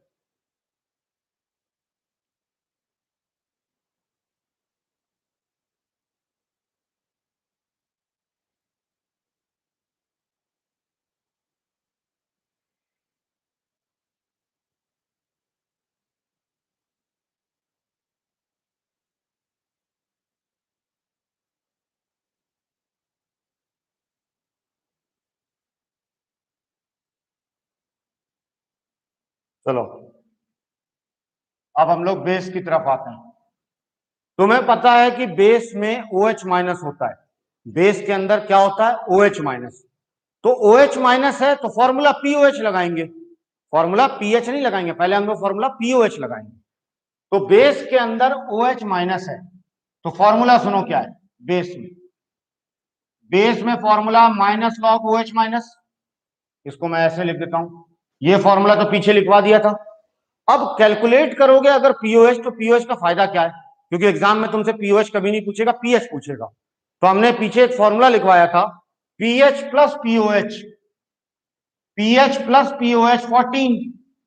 तो जिस बच्चे ने पीओएच निकाल लिया वो बच्चा पीओएच यहां पुट करेगा, तो 14 में से घटाने के बाद पीएच निकल जाएगा। एक स्टेप बढ़ गया उसका, कि पहला काम क्या करेगा, वो पीओएच निकालेगा और फिर उसके बाद 14 में से घटा करके पीएच निकाल देगा। ठीक है, क्लियर है बिल्कुल। तो हम लोग एग्जाम्पल लेके चलेंगे इसका। सबसे पहला क्वेश्चन, OH गिवन हो, first type of question, OH की वैल्यू गिवन हो तो हम सॉल्व कर सकते हैं। दूसरे टाइप का क्वेश्चन, OH की वैल्यू गिवन ना हो, नॉर्मेलिटी ऑफ बेस दिया हुआ हो, जो बेस है उसकी नॉर्मेलिटी गिवन हो तो भी ठीक है, OH बराबर नॉर्मेलिटी ऑफ बेस होता है। लेकिन अगर नॉर्मेलिटी ना दी हो, तो बताया था मैंने molarity into N factor of base, क्योंकि नॉर्मेलिटी को ही मोलैरिटी इंटू एन फैक्टर भी कहते हैं। तो दोनों तरीका सही है। अब जिस तरीके से क्वेश्चन आए उसी तरीके से सॉल्व करो। तो गौर करो तो सेम टू सेम ये एसिड की तरह है, वहां भी नॉर्मेलिटी ऑफ एसिड था, यहां भी है, बस फर्क है वहां एच था तो यहाँ OH है। सारे फॉर्मूले सेम, क्वेश्चन करने का तरीका भी सेम। तो मैं एक दो क्वेश्चन कराता हूं। पहला क्वेश्चन, OH माइनस इज 10 की पावर -2, तो बताओ पीएच कितना होगा। तो OH माइनस दिया हुआ है ना, तो पहले क्या निकालना, POH, ना कि पहले पीएच। OH माइनस दिया है तो POH निकालो। POH बराबर minus log OH, minus log 10 की पावर -2, डायरेक्ट मैं आंसर लिख रहा हूं, POH 2। अब अगर POH 2 है तो बताओ पीएच कितना होगा। तो पीएच होगा 14 माइनस POH, 14 माइनस 2 बराबर 12। और सबको पता है कि बेस है तो बेस का पीएच 7 और 14 के बीच में ही आने वाला है। ठीक है, क्लियर सबको ये।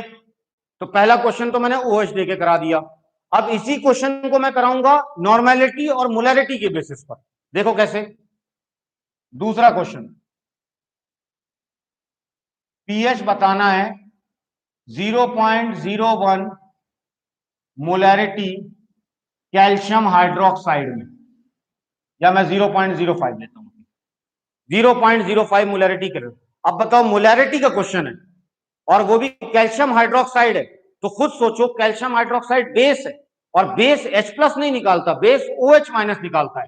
तो इट मींस यहां पर OH निकलेगा पहले। तो OH बराबर molarity into N factor, molarity 0.05 calcium hydroxide. Calcium hydroxide second group का हाइड्रोक्साइड है और सेकंड ग्रुप के हाइड्रोक्साइड के एन फैक्टर 2 होता है। पीछे वाले अभी बताया था मैंने कि फर्स्ट ग्रुप का 1, सेकंड ग्रुप का 2, 13th ग्रुप का 3। तो ये सेकंड ग्रुप का है तो 2 होगा, तो ये आएगा 0.1। 0.1 को मैं 10 की पावर -1 लिख सकता हूं। और OH आ गया तो बताओ POH, POH बराबर माइनस लॉग OH बराबर माइनस, अब लॉग OH मतलब लॉग 10 की पावर -1, सॉल्व करो डायरेक्ट 1, और फिर मैं पीएच लिख दूं 14 माइनस 1 बराबर 13। लॉग सॉल्व कैसे करना है समझ में आ रहा है बच्चों को? ठीक है, ज्यादातर के बच्चों का आंसर भी सही आ रहा है। तो तुम्हें अब समझ में आ गया मोलैरिटी नॉर्मेलिटी वाला क्वेश्चन, कि मोलैरिटी या नॉर्मेलिटी दी हुई हो तो डायरेक्ट फॉर्मूला लगा के आंसर लाना है। अब इसी का थोड़ा सा एक लेवल और बढ़ते हैं। एक लेवल और क्या बढ़ते हैं, अब मास दे देते हैं, मास देते हैं और वॉल्यूम देते हैं और फिर पूछते हैं पीएच कितना होगा। बस वो लास्ट लेवल रहेगा, उसके बाद ये पीएच तुम्हारे 10th क्लास के लेवल के हिसाब से उससे ऊपर नहीं पढ़ना।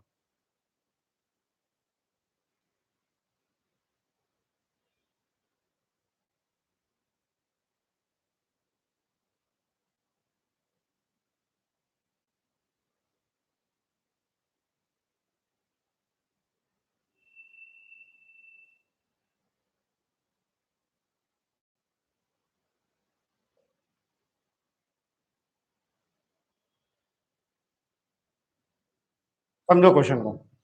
मैंने दिया 0.98 ग्राम सल्फ्यूरिक एसिड, वही पिछला वाला क्वेश्चन जो मैंने मोलैरिटी निकलवाया था। 0.98 gram sulphuric acid present in 100 ml of solution. आपको बताना है पीएच। पहले चेक करो क्या ये एसिड है, तो हाँ ये एसिड है। मास दिया है, वॉल्यूम दिया है, तो मोलैरिटी निकाल सकते हो, तो निकाल सकते हो। तो पहले मोलैरिटी निकालते हैं। मोलैरिटी के लिए याद करो क्या क्या चाहिए था, मोल और वॉल्यूम। वॉल्यूम लेकिन लीटर में चाहिए था। तो मैं यहां से सॉल्व करता हूं। मोल बराबर mass upon gram molecular mass, पीछे करवा चुका हूं यही सवाल सेम। मोल इतना आया, वॉल्यूम लीटर में चाहिए 0.1, तो मोलैरिटी बताओ मोल अपॉन वॉल्यूम, तो 0.01 अपॉन 0.1, तो यह आ जाएगा 0.1। ठीक, 0.01 डिवाइडेड बाई 0.1, तो 0.1 आ जाएगा हमारा। अब ये तो मोलैरिटी आ गई ना, 0.1 मोलैरिटी है। अब बताओ 0.1 को क्या मैं 10 की पावर -2 लिख सकता हूं, तो लिख सकता हूं। मोलैरिटी ऑफ एसिड 10 की पावर -2 आ गई है, सॉरी -1 आ गई है, -2। ओ एक सेकंड, -2 नहीं, -1। अब H+ बराबर, अच्छा ये बताओ H+ क्यों लिया इस बार? क्योंकि सल्फ्यूरिक एसिड है, सल्फ्यूरिक एसिड OH नहीं निकालेगा, H निकालेगा। तो H+ बराबर molarity into N factor of acid, और मोलैरिटी 10 की पावर -1 आई है, एन फैक्टर सल्फ्यूरिक एसिड का 2 है, तो 2 इंटू 10 की पावर -1 आ गया H। क्या H+ की वैल्यू 2 इंटू 10 की पावर -1 आएगी? ठीक है। और H+ अगर इतना आ गया तो आगे तुम्हें लॉग सॉल्व करना आता है, पीएच सॉल्व करोगे आंसर आ जाएगा। कैसे सॉल्व करेंगे जल्दी बताओ? मैं यहां पे सॉल्व कर दे रहा हूं, रुको पहले इसको उतारो, पहले इसका स्क्रीनशॉट ले लो, फिर उसका मैं मिटा रहा हूं इसे।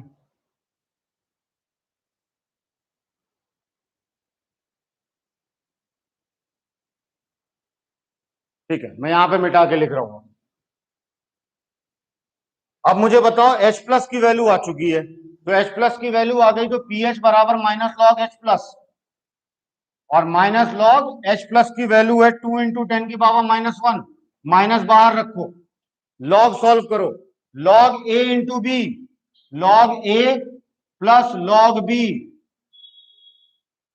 देख लो, log A into B, log A plus log B, solve करते हैं। log 2 की वैल्यू 0.30, log A की पावर B, पावर बाहर आएगा, -1 बाहर आएगा, log 10 -0.30 plus minus minus, log 10 1, 1 into 1 1 plus 0.7। बोलो क्या ये सही है? सही है, बच्चों का आंसर बिल्कुल सही आया। तो इसी तरह बताओ, बस लास्ट क्वेश्चन हम लोग चलते हैं, बेस का करेंगे तो क्या कहोगा? अगर मैं सेम क्वेश्चन बेस पे दे दूं तो आप कहोगे बेस का पहले मोलैरिटी निकालोगे और फिर बेस का मोलैरिटी से OH निकलेगा, क्योंकि बेस H+ प्रोड्यूस नहीं करता, OH करता है, एंड देन वहां से आप पीएच निकालोगे। ठीक है, तो मैं बस एक क्वेश्चन कर दे रहा हूं, फिर खत्म करते हैं इसको।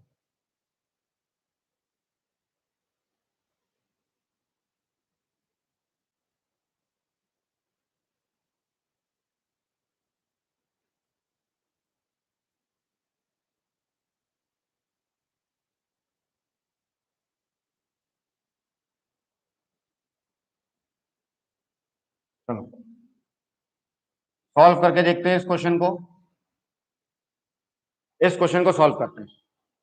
शुरुआत बताओ, ग्राम राम समथिंग दिया है, मतलब मोलैरिटी चाहिए, मोलैरिटी का मतलब मुझे पहले मोल चाहिए, तो मैं मोल निकालता हूं। मोल बराबर mass upon gram molecular mass, मतलब मोलर मास। मास गिवन है 0.04, लेकिन ग्राम मॉलिक्यूलर मास गिवन नहीं है, तो वो मैं निकालूंगा। सोडियम का होता है 23, ऑक्सीजन का 16, हाइड्रोजन का 1, 23 प्लस 16 प्लस 1 मिलके हो गए 40, तो ग्राम मॉलिक्यूलर मास 40। पॉइंट हटाएंगे, 0 आएगा, 100 आएगा, 0.001। बोलो क्या ये सही है? 0.001। इसके बाद आगे चलते हैं, वॉल्यूम, वॉल्यूम ml में दिया है, ml में दिया है तो लीटर में चेंज कर दो, 0.1 लीटर। नेक्स्ट काम बताओ, मोलैरिटी, अगला step molarity, mole upon volume, mole is 0.001, volume is 0.1। ध्यान से देखो, तो ये 0.01 आ जाएगा, यानी 10 की पावर -2 आ जाएगा। तो क्या मोलैरिटी 10 की पावर -2 आ गई? और अगर मोलैरिटी 10 की पावर -2 आ गई तो आगे बताओ कैसे सॉल्व करेंगे, क्योंकि ये बेस है, तो बेस है तो H+ नहीं लेंगे, OH लेंगे। OH लेंगे तो आगे बताओ, molarity into N factor, molarity 10 की power -2, N factor of base NaOH।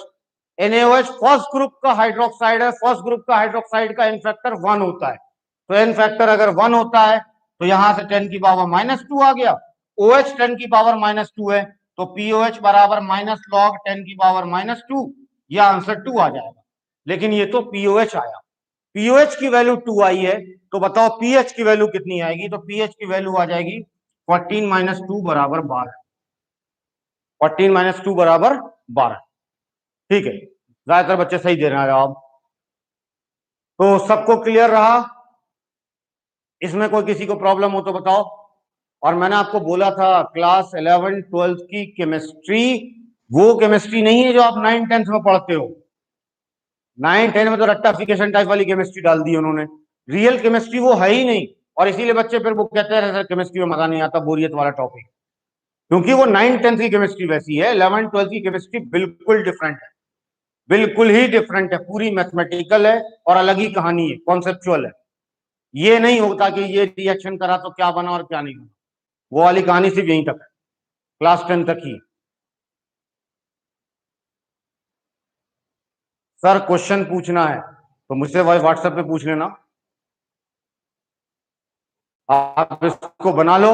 फिर नेक्स्ट क्लास में थोड़ा सा पीएच और बच गया है, थोड़ा सा पीएच खत्म करके हम लोग इंडिकेटर पढ़ेंगे नेक्स्ट क्लास में, और साथ में सॉल्ट, सॉल्ट का पीएच पूरा नहीं जानेंगे, सॉल्ट का बस अंदाजा लगाएंगे, पीएच का एग्जैक्ट नहीं निकालना।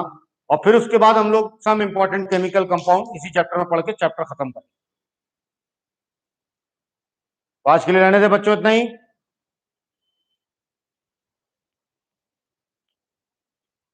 तो आज धांसू सर वाला डायलॉग याद रखो, याद है ना धांसू सर वाला डायलॉग, यस सर लिखना है, और उसमें शर्माए अगर लिखने में, लिख तो दो यस सर, कम वक्तों,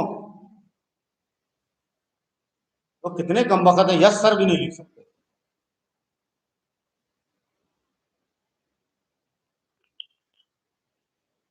चलो हाँ, एक दो बच्चा लिख रहा है, पूरी एनर्जी से पढ़ाया और यस सर तक लिखने में शर्म आ रही है। हाँ अब आ रहा है, ठीक है भाई, शुक्रिया।